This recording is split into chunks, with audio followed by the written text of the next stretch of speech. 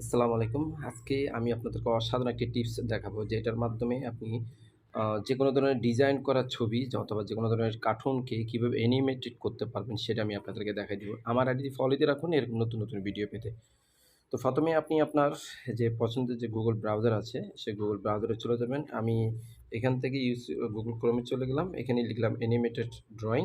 এখান থেকে আমি ফার্স্ট যে লিঙ্কটা আছে সেটি ক্লিক করলাম। তারপরে যে গেট স্টার্টে ক্লিক করলাম। এখানে আপলোড নামে অপশনে ক্লিক করলাম। তারপরে এখান থেকে আমার এখানে অনেকগুলো ইমেজ আছে। আমি এটাতে ক্লিক করে দিলাম। তারপরে এখান থেকে ডানে ক্লিক করলাম।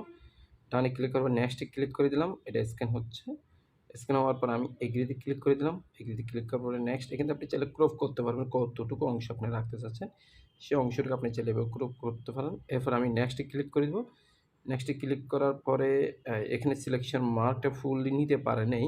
যেহেতু এটা একদম খুবই চিকন আকারে অঙ্কন করে সেজন্য আমি সিলেকশন ফুল করার জন্য এটা ক্লিক করলাম। তারপরে পেন্সিল আইকনে ক্লিক করলাম। আমি এভাবে করে এটাকে অঙ্কন করে দিচ্ছি। অঙ্কন করে দিলাম। এই। এরপর আমি নেক্সট এ ক্লিক করে দিলাম। নেক্সট এ ক্লিক করে দেওয়ার পরে আমি আবার নেক্সট এ ক্লিক করে দিলাম।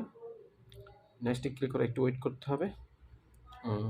হয়ে গেছে আপনার অ্যানিমেটটি, এই যে লাফাচ্ছে, লাফাচ্ছে। তবে এটা খুবই স্পিডলি হচ্ছে। আমরা এখান থেকে একটু স্লো মোশন দেখাই দিব। স্লো মোশনে করব, অথবা এখান থেকে আরো বিভিন্ন ধরনের ইফেক্ট আছে, সেখান থেকে আমি যেকোনো একটা প্লে করে দেখি। হুম, একটু ওয়েট করতে হবে। এই যে চলে এসছে। আশা করি ভিডিওটি ভালো লেগেছে। যদি ভিডিওটি ভালো লেগে থাকে বা কোনো কাজ উপকার করে থাকে তাহলে like, comment, share and subscribe করে পাশে থাকবেন। ধন্যবাদ। আসসালামু আলাইকুম।